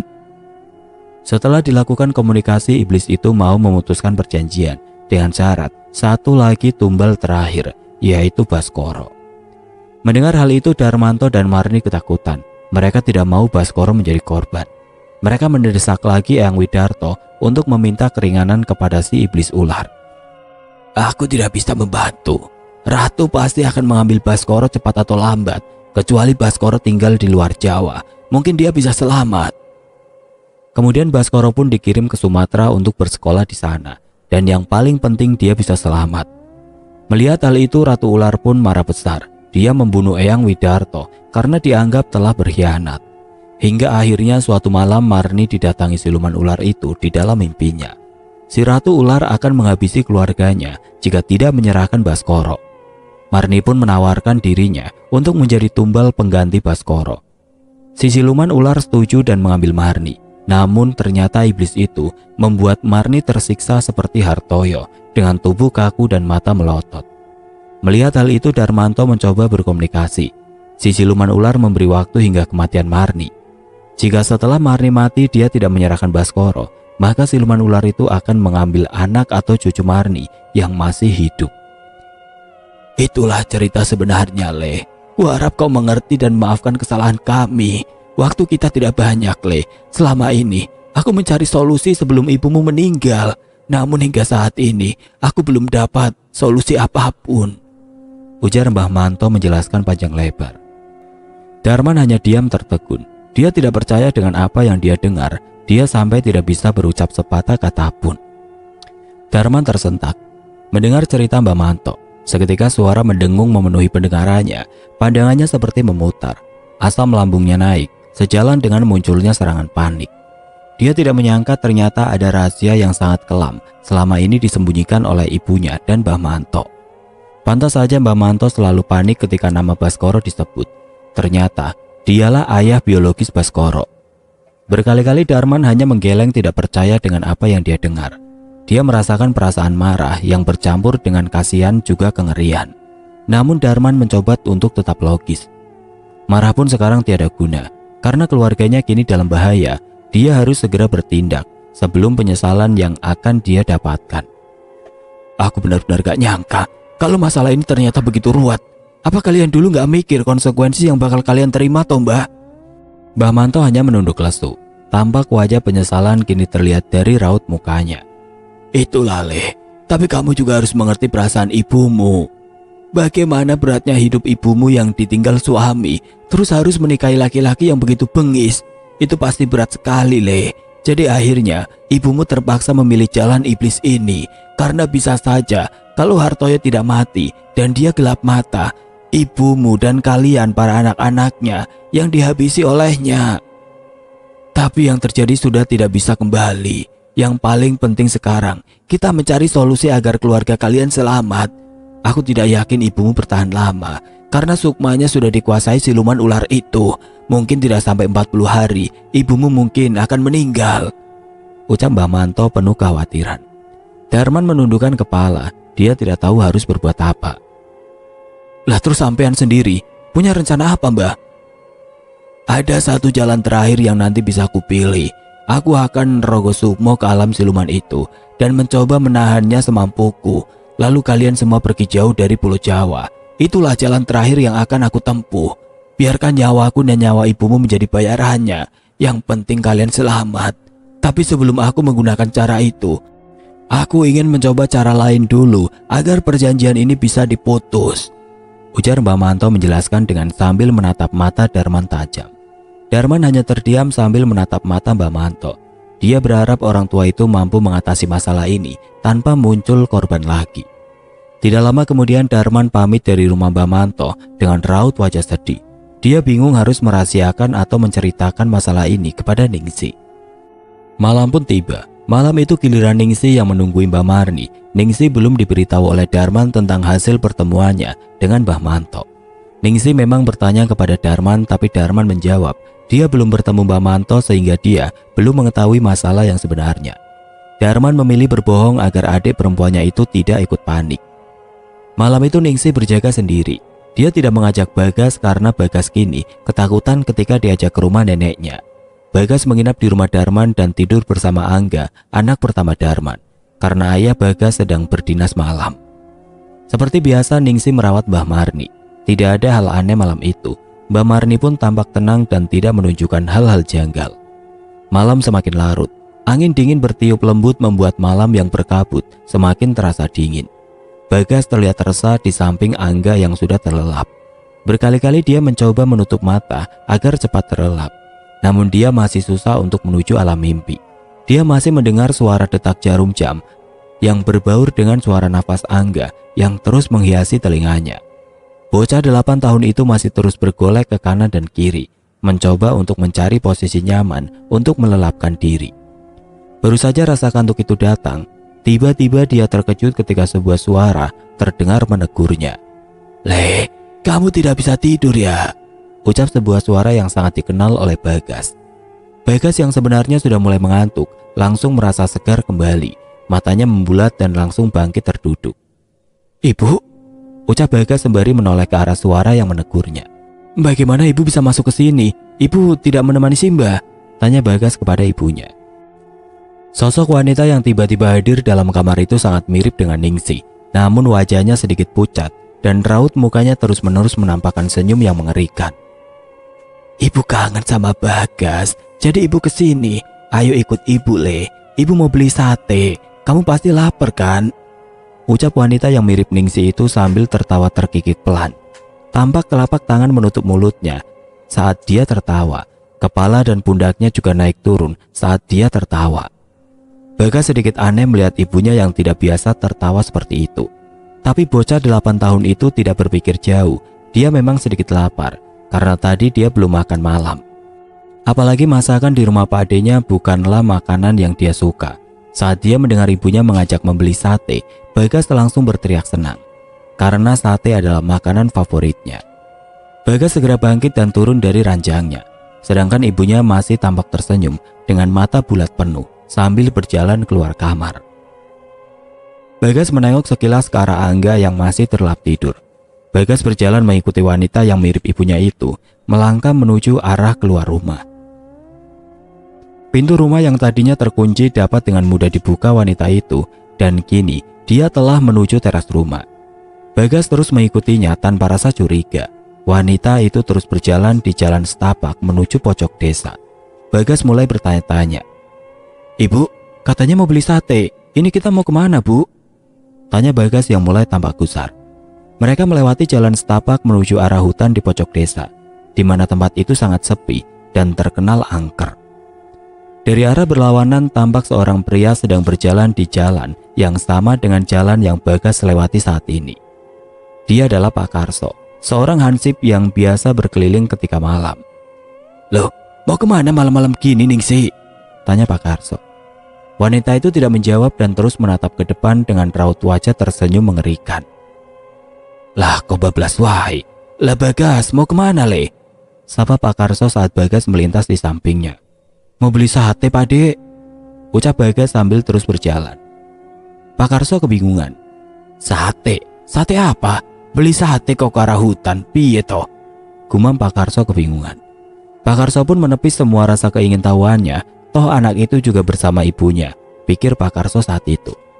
Bagas masih terus berjalan mengikuti wanita itu. Tidak lama kemudian wanita itu berhenti dan berdiri di depan sebuah sumur tua yang tidak jauh dari hutan. Sumur itu seperti sudah tidak digunakan, dindingnya penuh lumut, dan tanaman merambat tampak banyak memenuhi sekelilingnya. Bagas celingak-celinguk kebingungan. Bocah itu tidak mengerti kenapa si ibu mengajaknya ke tempat mengerikan ini. "Ibu, kenapa kita di sini? Ini kan tempat angker," ucap Bagas terbata dan mendekat ke arah ibunya yang tampak berdiri kaku mengarah ke sumur tua sambil membelakangi Bagas. "Untuk makan lah, Le. Aku sudah lama tidak memakan daging bocah kecil yang lembut," ucap wanita itu dengan suara parau mengerikan sambil tertawa menggigit kecil. Bagas tercekat. Dia langsung mundur beberapa langkah ketika ibunya berbicara seperti itu. Dia teringat kejadian saat di ruang tamu neneknya. Tiba-tiba wanita itu menengok dengan memutar kepalanya 360 derajat. Wajahnya kini berubah mengerikan. Tidak nampak lagi mirip wajah Ningsi. Bola matanya memutih, bibirnya melebar dengan taring tajam terlihat dari mulutnya. Lidahnya mirip lidah ular yang menjulur-julur. Bagas ketakutan, namun dia tidak bisa berteriak. Tenggorokannya seperti tersumpal sesuatu. Dia hanya bisa beringsut mundur dengan wajah kepanikan yang luar biasa. Kemudian wanita itu mendekat dengan tubuh berbentuk ular. Bagas ingin kabur tapi secepat kilat kakinya dijerat oleh seekor ular besar. Bagas bisa merasakan kulit ular yang kasar dan berminyak membelit kakinya. Kemudian tubuhnya dililit oleh siluman itu sehingga kini Bagas tidak bisa bergerak. Pak Karso merasa tidak enak hati. Dia sangat penasaran kemana perginya ibu dan anak tadi. Pak Karso khawatir ada sesuatu dengan warganya. Dia pun memutuskan untuk berbalik arah untuk mengejar Bagas dan Ningsi. Bagas kini telah sepenuhnya terlilit ular besar. Hanya tersisa kepalanya yang masih belum terlilit tubuh ular. Suara tulangnya tampak bergemertakan ketika lilitan itu semakin kuat mencengkram badan. Bagas masih berusaha melawan. Kemudian dia mencoba berteriak. Tolong!" teriak Bagas keras. Pak Karso yang berjalan mendekat ke arah hutan mendengar teriakan Bagas. Dia kaget dengan teriakan itu. Dia langsung mempercepat langkahnya untuk menuju ke arah teriakan itu. Kini Pak Karso semakin mendekat ke sumur tua. Dia melihat Bagas terlilit ular besar berkepala wanita. Pak Karso kaget bukan kepalang. Dengkulnya melemas dan tubuhnya bergetar saat melihat pemandangan yang menakutkan ada di depan matanya. Iki kewan opo? Kok serem banget?" "Pak, tolong Bagas," teriak Bagas meminta tolong. Pak Karso masih kaku dan tubuhnya gemeteran. Tidak lama kemudian perempuan itu tertawa melengking. "Jangan macam-macam kamu kutu busuk. Kalau kamu masih sayang nyawa," ancam wanita bertubuh ular itu dan kemudian dia pergi masuk ke dalam sumur sambil membawa tubuh Bagas. Sesaat suara Bagas masih terdengar menggema dari dalam sumur diiringi tawa yang juga melengking keras. Sedangkan di tempat lain, suara klakson bis malam terdengar bersautan di jalanan berkabut malam itu. Tampak seorang pria terlelap di dalam bis sambil meletakkan kepalanya di kaca samping bis itu. Tiba-tiba dia terhenyak, matanya membulat, keringat mengucur deras. Dia seolah berada di tempat yang sangat panas, padahal di dalam bis itu ber-AC dan sangat dingin. Bahkan beberapa penumpang tampak menggigil. Ketakutan seperti tiba-tiba datang melanda dan membuatnya tercekat. Nafasnya tersegal tidak beraturan. Kemudian dia menyeka keringat dengan telapak tangan, lalu mengatur nafasnya. Sialan, aku terlambat. Dia sudah mengambil Bagas. Sial, umpatnya berkali-kali.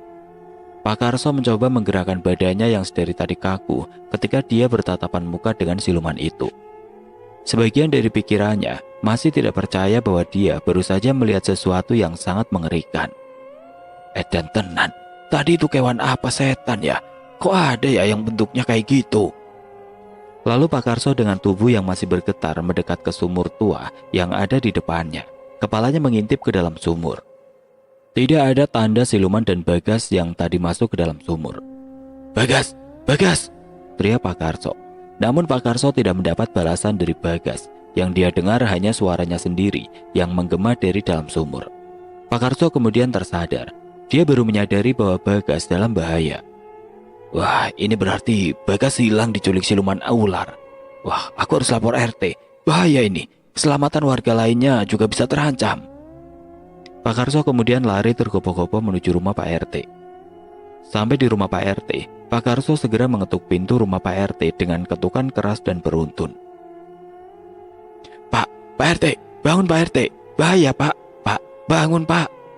Teriak Pak Karso sambil mengetuk rumah Pak RT terus-menerus tanpa jeda. Pak RT pun terbangun dan segera menuju ke depan pintu. Ketukan dari Pak Karso masih terus tanpa henti, membuat Pak RT sedikit kesal. Iya, aku istangi. Siapa ini ngetuk pintu kayak orang kesetanan? Wedus, gerutu Pak RT. Pak RT membuka pintu dan tampaklah Pak Karso di depan pintu dengan wajah panik. Opo so? Kamu ngetuk pintu sudah kayak orang kesetanan. Pak RT, memang saya tadi habis lihat setan Pak. Setan opo? Kamu itu setannya. Waduh, ini beneran Pak RT. Tadi saya lihat siluman ular bertubuh wanita melilit tubuh Bagas anaknya Gianto polisi. Terus Bagas dibawa masuk ke dalam sumur di pojok desa itu Pak. Serem banget Pak, ucap Pak Karso dengan wajah yang masih ketakutan. Kamu gak sedang minum ciu kan Karso? Mana ada zaman sekarang ada siluman ular. Ngawur kamu, balas Pak RT yang nampak tidak percaya. Lah Pak RT gak percaya. Ini saya ngomong beneran Pak. Kalau kita tidak buru-buru bertindak, warga kita dalam bahaya. Sumpah demi Allah saya lihat Pak.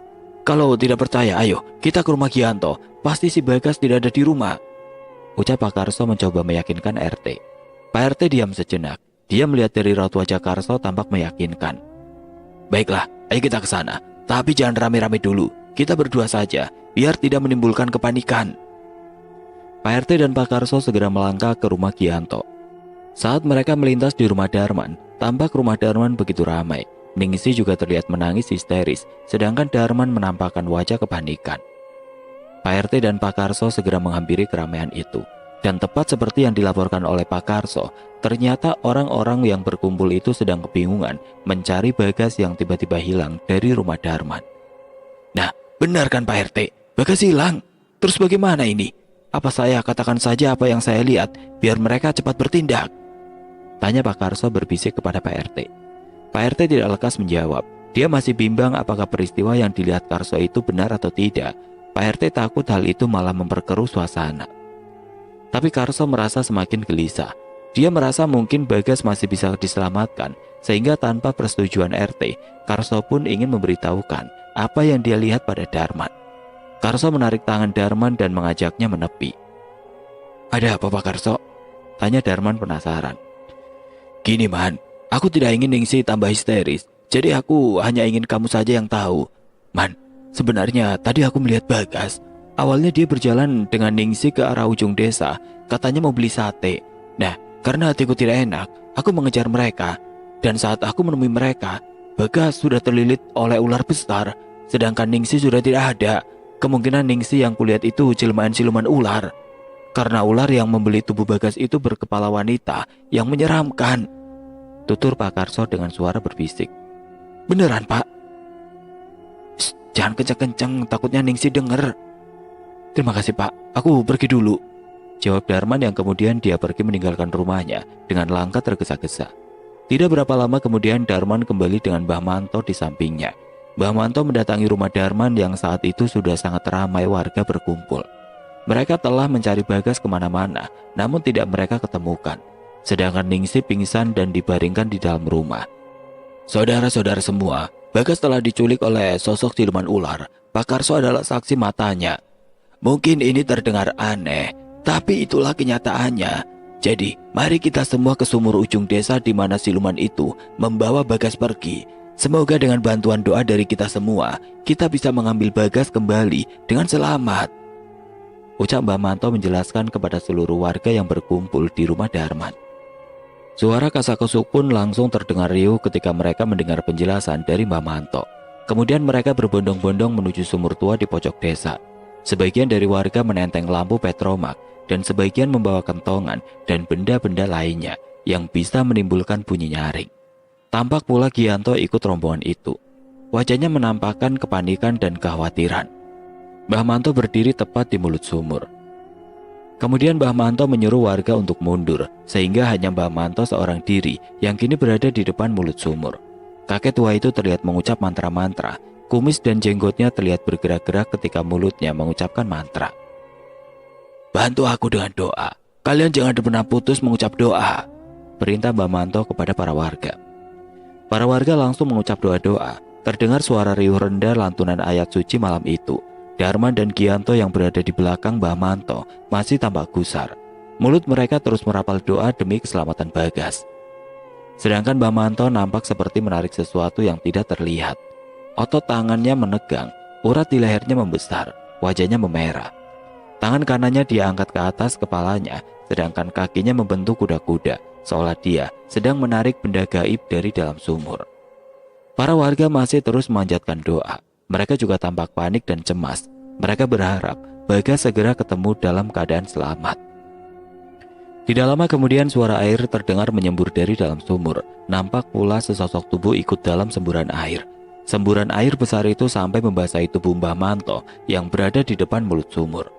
Mbah Manto langsung melompat dan mendekap sosok tubuh yang menyembul terbawa semburan air dari dalam sumur. Kemudian Mbah Manto mendarat kembali ke tanah dengan mendekap sesosok tubuh. Tubuh itu adalah tubuh Bagas. Mengetahui hal itu, seluruh warga termasuk Darman dan Gianto langsung berhambur mendekat ke arah Mbah Manto. Sebagian warga mengambil daun pisang untuk alas berbaring tubuh anak malang itu. Kini tubuh lemas bocah 8 tahun itu dibaringkan di atas daun pisang. Tampak kulit tubuh Bagas pucat membiru, seolah tidak ada darah yang mengalir di tubuhnya. Bibirnya memutih dan tidak terdengar suara nafas dan detak jantung di tubuhnya. Semua orang berusaha memberikan pertolongan, namun usaha mereka sia-sia. Bagas sepertinya telah tewas. Mengetahui anaknya tidak kunjung bangun, Gianto langsung memeluk anaknya dengan erat, lalu dia menangis keras. Mbah Manto yang basah kuyup hanya terdiam dan menundukkan kepala. Dia sangat menyesal tentang apa yang terjadi kepada Bagas. Mbah Manto merasa sangat berdosa. Darman menatap wajah Mbah Manto dengan wajah keheranan. Karena iblis itu ternyata mengambil Bagas sebelum Mbah Marni meninggal. Mbah Manto paham arti tatapan Darman. Orang tua itu hanya menggelengkan kepala. Jasad Bagas pun dibawa pulang malam itu, diiringi kesedihan yang mendalam dari Gianto dan para warga. Pagi itu Bagas telah dimandikan dan dikafani, hanya tinggal disolatkan. Tampak banyak warga berkumpul di rumah Gianto. Ningsi terduduk lemas dengan tatapan kosong, matanya cekung, wajahnya sangat layu. Sesekali air mata meleleh membasahi pipinya. Dia masih terus menatap jasad anaknya yang dibalut kain kafan dan dibaringkan di tengah rumah Gianto. Alunan surat Yasin terdengar berbaur dengan tangis kesedihan dari para keluarga yang ditinggalkan. Suasana pagi yang penuh haru, sedangkan beberapa warga yang hadir masih terdengar kasak-kusuk membicarakan kematian Bagas yang menurut mereka sangat aneh. Tidak jauh dari rumah Gianto tampak seorang pemuda bertubuh kekar, berambut sedikit gondrong, memakai celana jeans dan jaket kulit sambil menenteng tas ransel berjalan terburu-buru ke arah rumah Gianto. Tepat saat dia berada di depan halaman rumah Gianto, dia menatap sejenak para warga yang ramai di halaman rumah itu. Kemudian dia melemparkan tas ranselnya ke tanah, lalu mencabut sebilah parang dari balik punggungnya. Semua warga yang berkumpul di halaman rumah Gianto tampak terkejut melihat pemuda itu yang tiba-tiba berlari masuk rumah Gianto sambil memegang parang di tangan kanannya. Dia melesat cepat tanpa memperdulikan warga yang keheranan dan ketakutan melihatnya. Sejurus kemudian pemuda itu telah masuk ke rumah Gianto dan berada di depan jasad Bagas.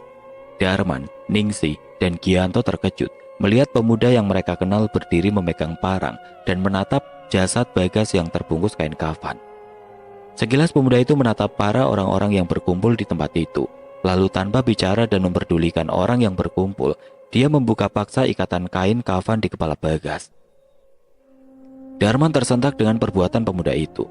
"Baskoro, apa yang kau lakukan?" Namun tampaknya Baskoro tidak peduli.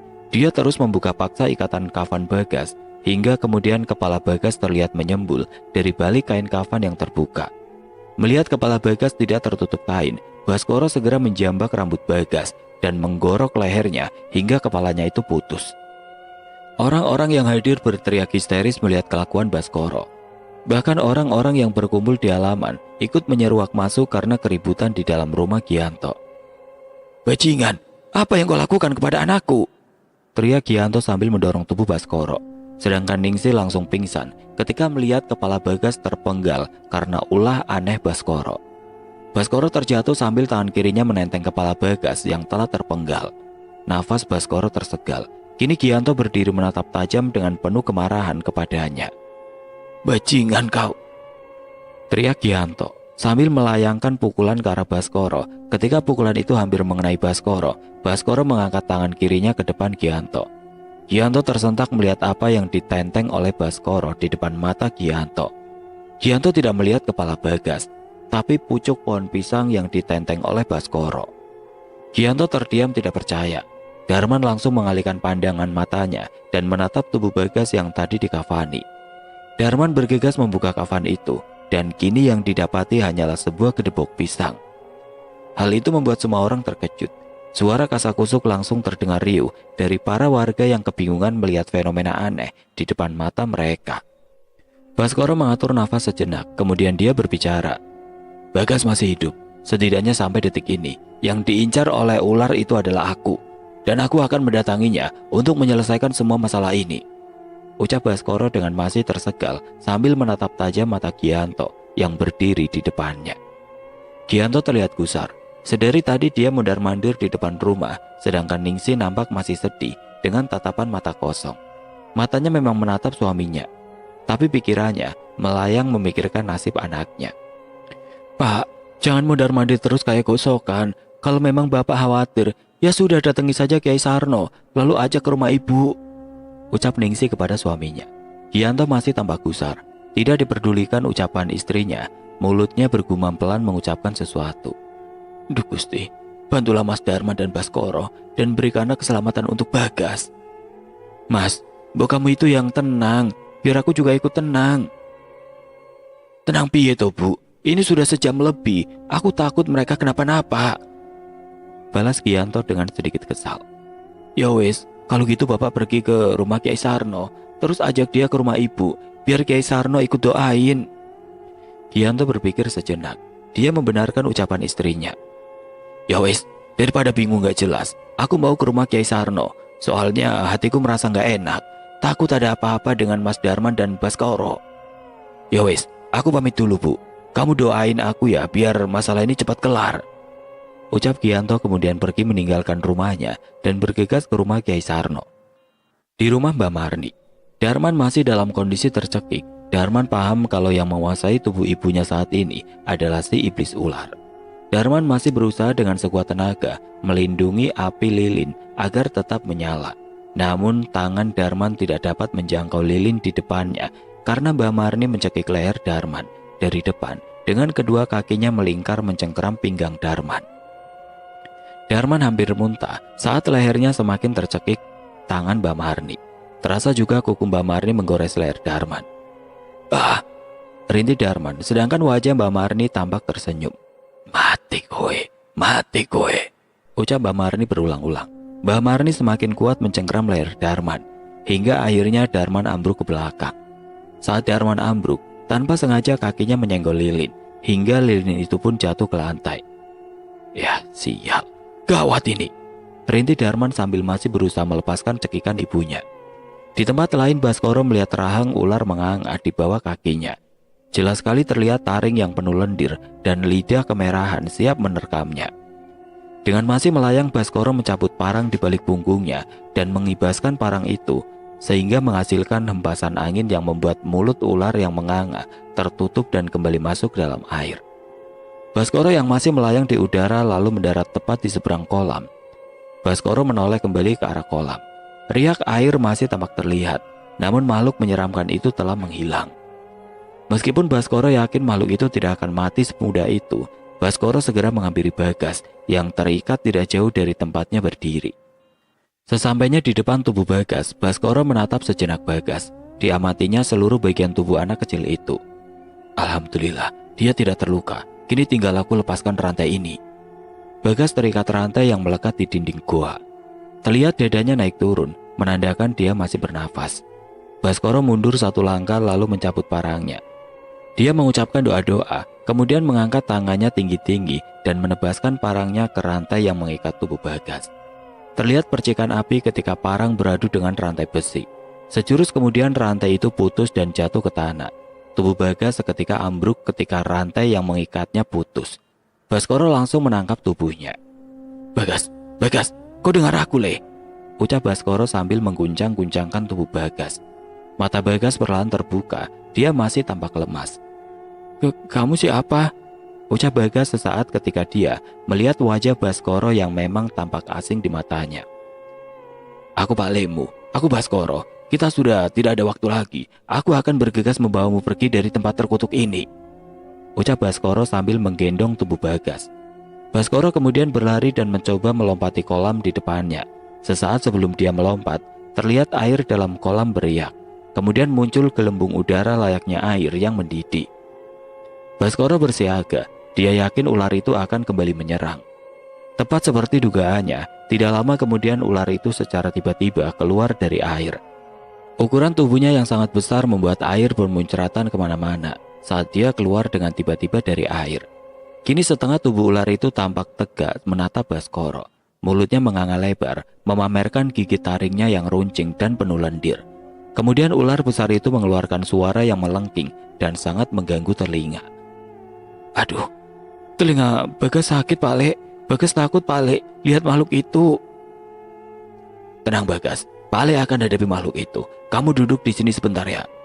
Ucap Baskoro sambil menurunkan tubuh Bagas ke tanah.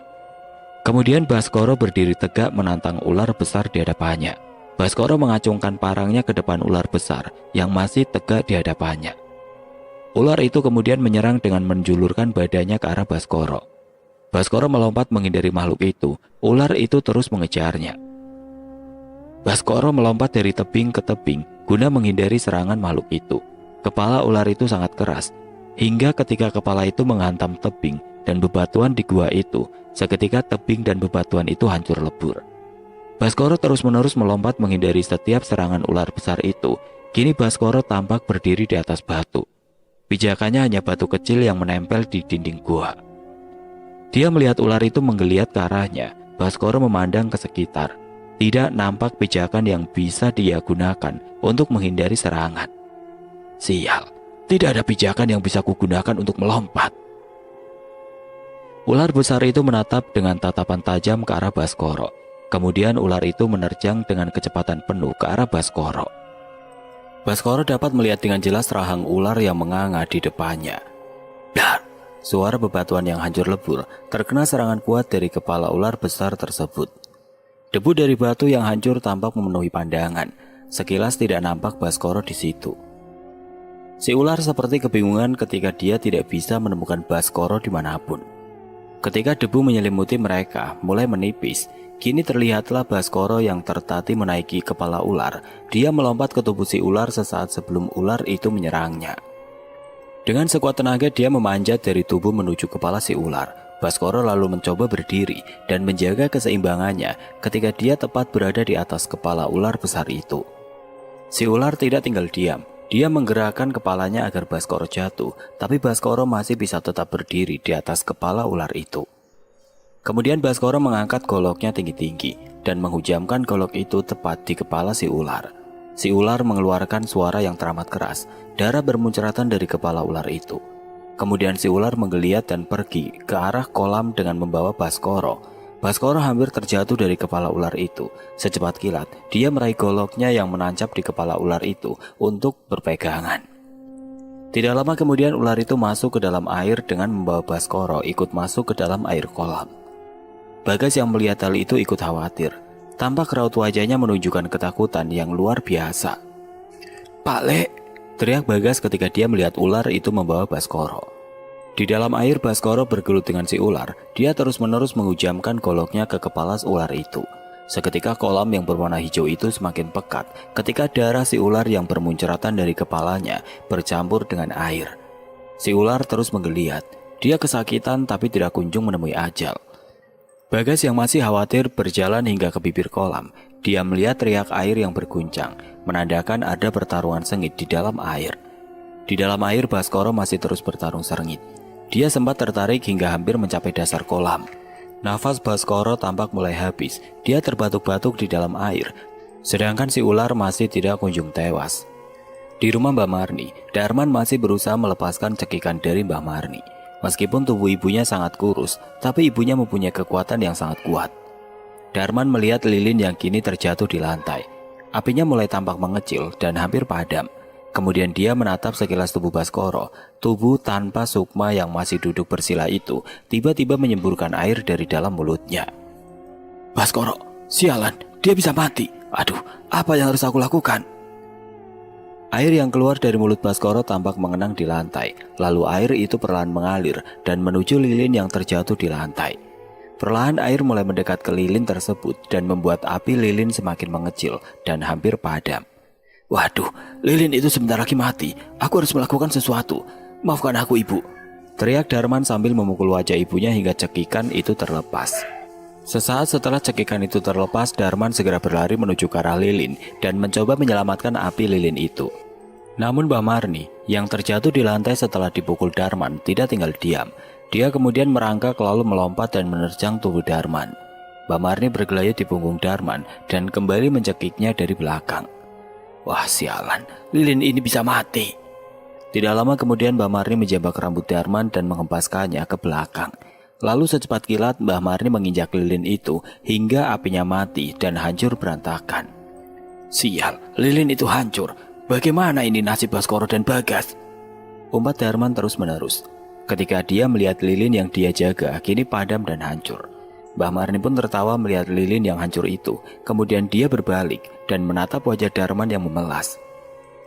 Di goa di mana Baskoro dan Bagas berada, Bagas masih berdiri di depan mulut kolam. Kini dilihatnya riak air mulai tenang, seolah pertarungan telah berakhir. Bagas tampak sangat khawatir. Dia takut pamannya meninggal melawan ular itu. Tidak lama kemudian, biar! Suara air yang menyembur ke atas yang diikuti dengan munculnya tubuh Baskoro yang tampak terengah-engah. Pak Le masih hidup!" teriak Bagas kegirangan. "Iya Le, ayo kita segera kabur dari tempat ini karena waktu Pak Le tidak banyak lagi." Bagas dan Baskoro segera berjalan untuk keluar dari goa itu. Namun baru beberapa saat mereka berjalan, terdengarlah suara wanita yang bergema memenuhi goa itu. "Kalian tidak akan bisa keluar dari sini. Aku telah menghancurkan lilinmu sehingga tidak ada lagi jalan untukmu pergi dari sini," ucap suara menggema itu. "Ah, sial. Terus bagaimana nasib Mas Darman? Aku khawatir dia mengalami sesuatu yang buruk." Tidak lama kemudian asap hitam pekat menyelimuti goa. Asap itu berputar-putar di langit-langit goa dan sesekali mengitari tubuh Baskoro dan Bagas. "Pak Le, Bagas takut." "Tenang Le, ada Pak Le di sini." Tidak lama kemudian dari asap itu muncul sesosok wanita berkebaya hijau dan bertubuh ular. Dialah sosok jin pesugihan yang terikat perjanjian dengan Mbah Marni. Setelah terbahak-bahak, tubuh Mbak Marni ambruk dan kembali kaku seperti semula. Tidak lama kemudian lampu kembali menyala. Darman mendekati tubuh ibunya. Tidak lama kemudian terdengar suara riuh dari depan rumah. Tidak berselang lama masuklah Gianto beserta Kiai Sarno dan beberapa jemaah masjid. Datang pula Mbak Manto yang berjalan di belakang para jemaah masjid. "Loh, Baskoro, kenapa dengan Baskoro, Darman?" tanya Mbak Manto dengan penuh kekhawatiran. Darman pun menjelaskan kepada semua orang. Tampak wajah ketakutan langsung menggelayuti mereka. "Baiklah, aku akan rogoh sukmo dan mencoba menyelamatkan mereka," ucap Mbak Manto yang langsung bersila di dekat tubuh Baskoro. "Terus, kita bagaimana Pak Kiai?" "Mari, kita membaca surat Al-Baqarah bersama-sama. Mudah-mudahan Allah membantu kita." Kini Kiai Sarno, Darman, dan Gianto juga para jemaah masjid duduk bersila sambil membaca surat Al-Baqarah. Mereka melingkari tubuh Mbah Manto, Baskoro, dan Mbah Marni. Di gua Baskoro dan Bagas berada. Kini Baskoro kembali mencabut goloknya dan mencoba bersiap bertarung dengan siluman ular tersebut. Tidak lama kemudian goa tempat mereka bertarung bergetar, hingga batu-batu kecil pun mulai berjatuhan. Terdengar pula sayup-sayup suara lantunan surah Al-Baqarah terdengar. Si ular menggeliat seperti kepanasan. Sialan, mereka tidak kapok juga. Akan kuhabisi mereka. Siluman busuk, lawanmu adalah aku. Bukankah kau menginginkanku sebagai tumbal terakhir? Ayo, ambil aku. Aku sudah ada di depanmu. Kemudian Baskoro melompat dan menebaskan goloknya ke tubuh si ular. Si ular masih dengan cekatan menghindar. Suara alunan ayat suci masih terus menggema dan menggetarkan goa itu. Tidak lama kemudian datanglah Mbah Manto melompat dan mendekap tubuh siluman ular. Baskoro, cepat kalian kabur. Aku telah membuat jalan untuk kalian. Biarkan aku tahan ular ini agar dia tidak melarikan diri. Selamatkan diri kalian, karena goa ini tidak akan bertahan lama lagi. Cepat! Teriak Mbah Manto yang sekuat tenaga menahan tubuh ular itu. Baskoro tampak ragu, tapi dia melihat tatapan mata Mbah Manto yang tulus kepadanya. Kemudian Baskoro menarik tubuh Bagas dan mengajaknya keluar dari goa. Guncangan semakin kuat, bebatuan semakin berjatuhan. Baskoro menggendong tubuh Bagas dan sekuat tenaga berlari keluar goa, hingga dia menemukan jalan gua yang kini tertutup reruntuhan batu. Sial, jalannya tertutup. Baskoro kebingungan, keringat bercucuran, dan goa itu semakin berguncang dengan suara lantunan surah Al-Baqarah masih terus terdengar menggema. Kemudian tiba-tiba Baskoro merasakan telapak tangan lembut meraih telapak tangannya. Ikut ibu, ucap pemilik telapak tangan lembut yang meraih telapak tangan Baskoro. Ibu? Ucap Baskoro sambil berkaca-kaca. Dia melihat ibunya menarik tangannya. Mbak Marni tampak muda dan cantik mengenakan pakaian serba putih, menarik tangan Baskoro dan menunjukkan jalan pintas. Hingga akhirnya mereka tiba di ujung goa, dan tepat di depan mereka nampak sebuah pusaran berwarna putih dan bercahaya terang. Nah, masuklah ke pusaran itu. Nanti kalian akan kembali ke alam kalian. Biarkan ibu dan bapakmu tetap di sini. Jika waktu kami tiba, kami juga akan kembali ke sisi Tuhan. Makamkanlah jasad ibu dan bapak dengan baik ya nak. Dan tetap jadilah anak yang soleh, yang mendoakan kami. Maafkan bapak dan ibumu ya nak. Ucapnya sambil mendekat dan memeluk tubuh Baskoro. Baskoro menangis terseduh-seduh. Dia tidak bisa berkata-kata. Yang bisa dia lakukan hanya menangis dan terus menangis. Mbak Marni juga mengusap rambut Bagas dan mengecup pipinya. Kemudian Baskoro yang masih menggendong Bagas melangkah menuju pusaran yang bercahaya putih tersebut. Baskoro masuk terus menatap Mbak Marni sambil perlahan tubuhnya tersedot masuk ke dalam pusaran itu. Terlihat dari matanya, goa tempat Mbak Marni berdiri perlahan-lahan mulai runtuh dan kemudian rata dengan tanah bersamaan dengan tubuh Baskoro dan Bagas yang tersedot ke dalam pusaran. Suara lantunan ayat suci masih menggema. Tidak lama kemudian tubuh Baskoro bergerak, lalu dia terbatuk dan kembali tersadar. Baskoro! Ucap Darman ketika melihat Baskoro tersadar. Seketika Baskoro langsung dikerubungi banyak orang. Gimana Bagas, Bas? Dia di mana? Apakah dia selamat? Ucap Gianto memberondongnya dengan banyak pertanyaan.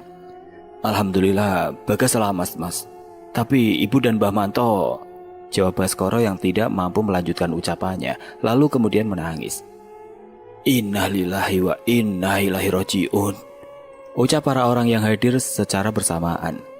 Terus, Bagas di mana, Bas? Baskoro terhenyak. Dia seperti teringat sesuatu. Ayo, kita semua menuju sumur di pojok desa. Nanti Bagas akan muncul dari sana. Teriak Baskoro mengajak para orang yang berkumpul malam itu. Mereka semua kemudian bergegas menuju sumur pojok desa. Setelah sampai ke sumur tersebut, Baskoro mengajak para orang hadir untuk membaca surat Al-Ikhlas, Al-Falaq, dan An-Nas. Mereka semua secara bersama-sama membaca ketiga surah itu. Kemudian tidak lama setelah dibacakan, terdengarlah suara air menyembur dan membawa tubuh Bagas keluar. Baskoro langsung melompat dan menangkap tubuh Bagas. Setelah itu Baskoro membaringkan Bagas di pangkuannya. Dia menggoyang-goyangkan tubuh Bagas. Bagas, bangun, bangun Bagas. Ucap Baskoro sambil terus menggoyang-goyangkan tubuh Bagas. Kemudian Bagas terbatuk dan dia terbangun. Pak Le, Bagas di mana? Baskoro hanya tersenyum. Kemudian Gianto berlari menghampiri Baskoro dan memeluk Bagas. "Walah Le, alhamdulillah kamu selamat," ucap Gianto sambil terus menangis.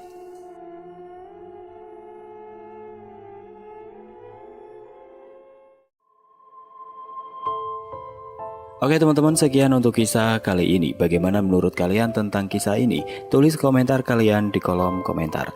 Dan buat teman-teman yang baru bergabung, jangan lupa untuk like, komen, share, serta subscribe channel ini. Dan jangan lupa nyalakan juga lonceng notifikasinya agar tidak ketinggalan cerita-cerita lainnya. Dan akhir kata, wassalamualaikum warahmatullahi wabarakatuh.